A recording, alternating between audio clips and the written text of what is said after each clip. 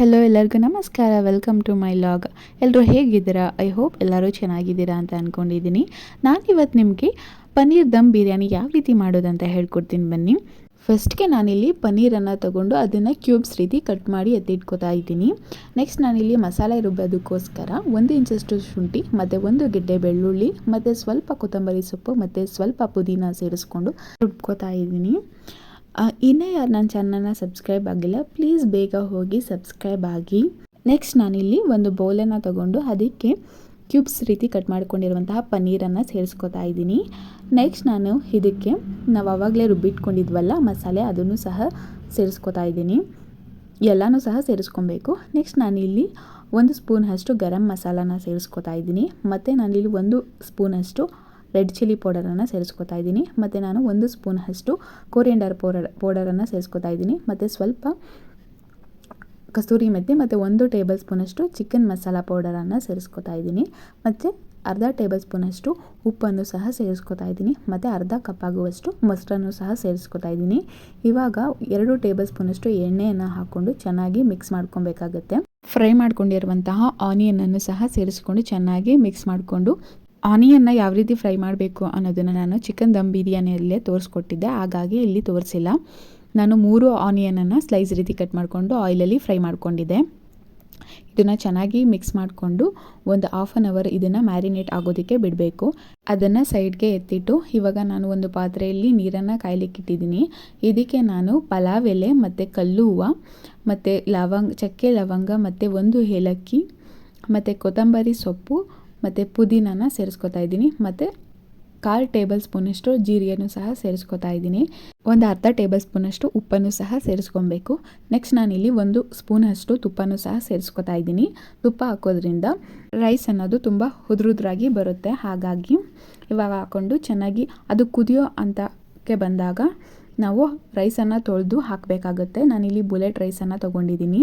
ನೀವು ನಾರ್ಮಲ್ ರೈಸಲ್ಲೂ ಸಹ ಮಾಡ್ಕೊಬಹುದು, ಬಾಸುಮತಿ ರೈಸಲ್ಲೂ ಸಹ ಮಾಡ್ಕೊಬಹುದು. ಬಾಸುಮತಿ ರೈಸಲ್ಲಿ ಮಾಡಿಕೊಂಡ್ರೆ ಟೇಸ್ಟ್ ಇನ್ನೂ ಸ್ವಲ್ಪ ಚೆನ್ನಾಗಿರುತ್ತೆ. ಇವಾಗ ನಾರ್ಮಲ್ ರೈಸಲ್ಲೂ ಸಹ ಮಾಡ್ಕೊಬಹುದು. ಇವಾಗ ನಾನು ಅಕ್ಕಿಯನ್ನು ತೊಳೆದು ಹಾಕ್ತಾಯಿದ್ದೀನಿ. ಇವಾಗ ಬೆಂದಿದೆಯಾ ಅಂತ ನೋಡ್ಕೊಬೇಕು ಚೆನ್ನಾಗಿ. ನೋಡಿ ನಾನು ತೋರಿಸ್ತಾ ಇದ್ದೀನಲ್ಲ, ಆ ರೀತಿ ಬೇಯಿಸ್ಕೊಬೇಕು. 3/4% ಬೆಂದಿರಬೇಕು, ಇನ್ನು 1/4% ಬೇಡ. ಅದನ್ನು ನಾವು ದಮ್ ಕಟ್ಟುವಾಗ ಅದು ಬೇಯುತ್ತೆ. ಹಾಗಾಗಿ ಇವಾಗ ನಾನು ಸ್ಟವ್ ಹಚ್ಚಿ ಒಂದು ಕುಕ್ಕರನ್ನು ಇಟ್ಟು, ನಾನು ಕುಕ್ಕರಲ್ಲಿ ದಮ್ ಕಟ್ತಾ ಇರೋದು, ಯಾಕಂದರೆ ದಪ್ಪ ಪಾತ್ರೆ ಇದ್ದರೆ ಒಳ್ಳೆಯದು. ಹಾಗಾಗಿ ಇವಾಗ ಅದಕ್ಕೆ ಸ್ವಲ್ಪ ಎಣ್ಣೆಯನ್ನು ಹಾಕ್ಕೊಬೇಕು. ನಾನು ಆಗಲೇ ಈರುಳ್ಳಿಯನ್ನು ಫ್ರೈ ಮಾಡ್ಕೊಂಡಿದ್ನಲ್ಲ, ಅದೇ ಎಣ್ಣೆ ಇತ್ತು, ಅದಕ್ಕೆ ಹಾಕ್ಕೊಂಡೆ. ಇವಾಗ ಅದಕ್ಕೆ ನಾವು ಕಟ್ ಮಾಡ್ಕೊಂಡಿರುವಂತಹ 1 ಆನಿಯನ್ ಮತ್ತು 4 ಹಸಿಮೆಣ್ಸಿನ್ಕಾಯನ್ನು ಸೇರಿಸ್ಕೊಬೇಕಾಗುತ್ತೆ. ಇವಾಗ ಸೇರಿಸ್ಕೊಂಡು ಚೆನ್ನಾಗಿ ಫ್ರೈ ಮಾಡಬೇಕು. ನೆಕ್ಸ್ಟ್ ನಾವು ಪನ್ನೀರನ್ನು ಮಸಾಲ ಮಿಕ್ಸ್ ಮಾಡ್ಕೊಂಡಿದ್ವಲ್ಲ, ಅದನ್ನು ಸಹ ಸೇರಿಸ್ಕೊಂಡು ಚೆನ್ನಾಗಿ ಫ್ರೈ ಮಾಡ್ಕೊಬೇಕು. ಮೀಡಿಯಮ್ ಫ್ಲೇಮಲ್ಲಿ ಇಟ್ಕೊಂಡು ಫ್ರೈ ಮಾಡ್ಕೊಬೇಕು.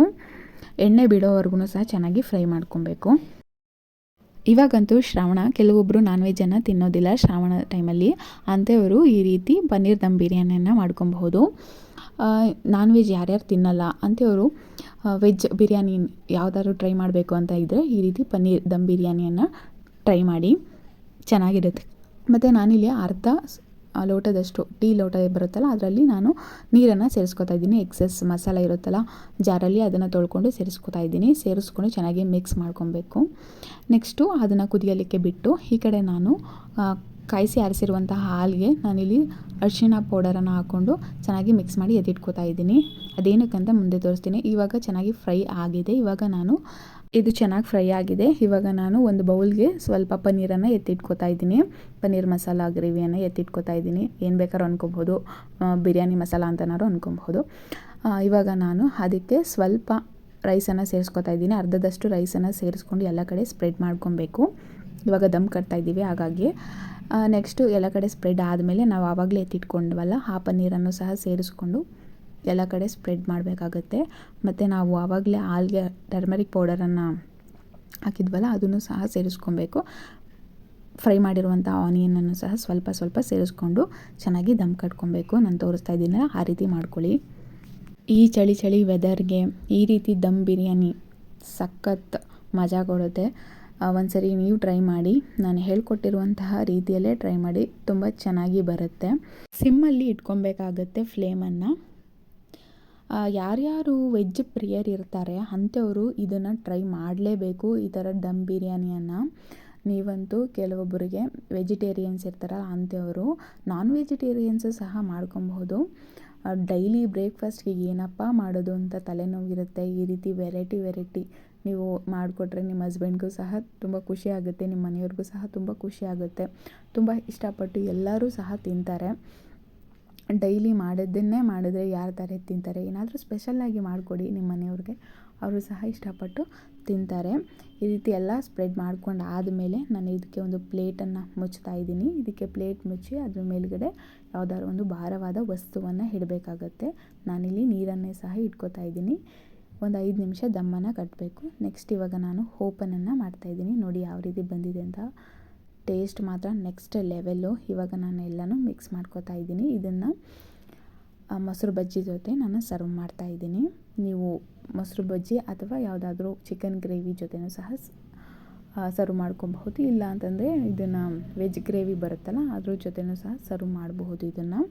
ಈ ವಿಡಿಯೋ ಏನಾದರೂ ಇಷ್ಟ ಆದರೆ ಪ್ಲೀಸ್ ಒಂದು ಲೈಕ್ ಮಾಡಿ, ಶೇರ್ ಮಾಡಿ, ಕಮೆಂಟ್ ಮಾಡಿ ಮತ್ತು ಸಬ್ಸ್ಕ್ರೈಬ್ ಮಾಡ್ಕೊಳ್ಳಿ. Thank you.